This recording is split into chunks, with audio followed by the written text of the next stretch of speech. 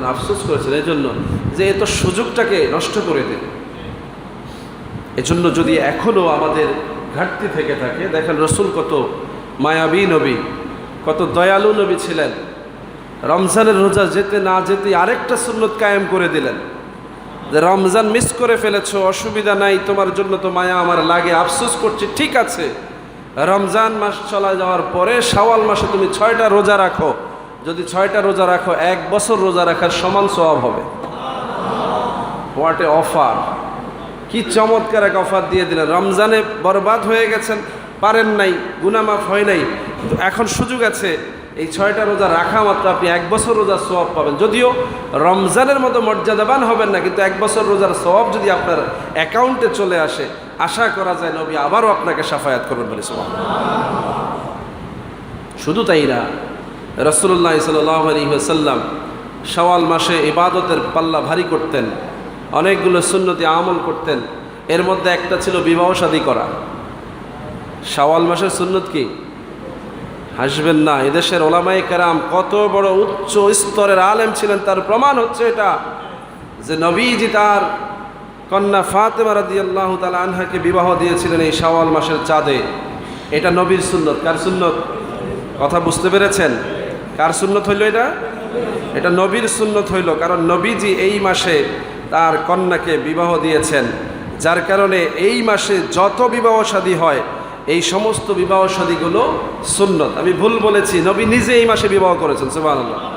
হযরত আয়েশাকে তিনি এই মাসে বিবাহ করেছেন, সুবহানাল্লাহ। তাহলে হযরত আয়েশার সাথে নবীর বিবাহ যদি এই মাসে হয়, তাহলে নবী নিজেই বিবাহ করেছেন। তাহলে সুন্নতটা অন্য সুন্নত না, সরাসরি নজরে আমল করতে সুন্নত। কি বলেন ঠিক না? এই জন্য শাওয়াল মাসে যেই যুবকেরা বিবাহ করে এরা একটা সুন্নতের উপরে আমল করে বলে, সুবহানাল্লাহ। এবং আমাদের দেশে এটা প্রচলিত একটা বিষয় যে ঈদের পরে বিয়ের অনুষ্ঠান হবে। কি বলেন ঠিক না? ব্যাপক বিয়ের অনুষ্ঠান বাংলাদেশে ঈদের পর হয়। কোন ঈদ? রোজার ঈদের পরে। তার মানে শাওয়াল মাসে বিয়ে হয়। তার মানে ওলামায়ে কেরাম খুব সূক্ষ্মভাবে এদেশের মানুষকে একটা সুন্নতের আমল করায় নিচ্ছে,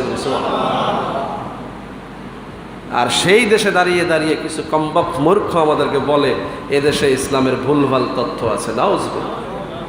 এত ছোট ছোট বিষয়গুলো যারা খেয়াল করতে পেরেছেন তারা ইসলামের বড় বড় বিষয়গুলোকে এড়িয়ে গেছেন, এটা মনে করার কোনো সুযোগ নাই। আজকে তারা আমাদের তারাবির মধ্যে হাত লাগায়, আজকে তারা আমাদের ঈদুল ফিতরের মধ্যেও হাত লাগিয়ে দিয়েছে। কি বলল? যে ঈদগাহের ময়দানে কোলাকুলি করা বলে বেদাত। শুনছেননি খবর? আপনারা এত বড় গাফেল মুসলমান, ওরা যে কিভাবে ফিতনা করে খবর রাখেন না, আর আমরাও সেটা প্রচার না করে পারি না।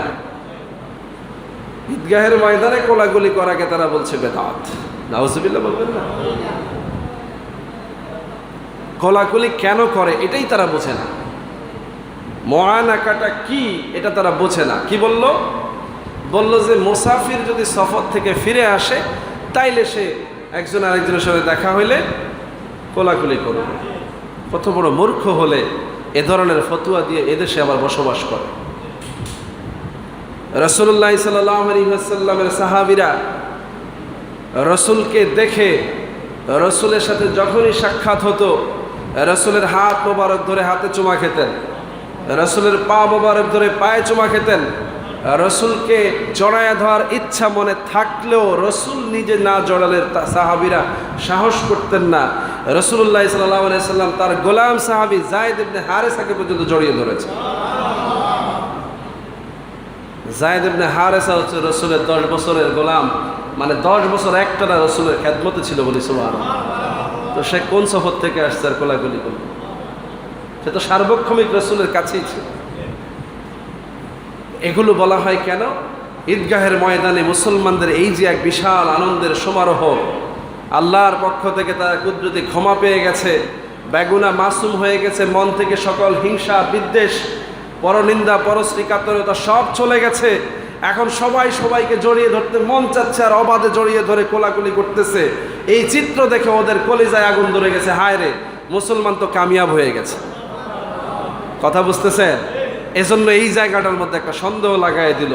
ঈদগাহের ময়দানে বেগুনা মাসুম মানুষগুলোর মনের মধ্যেও একটা হিংসা ঢুকাইয়ে দিল, মন চায় কোলাগুলি করতে, ডিভাইডেশন হয়ে চলে যায় আরেকদিকে।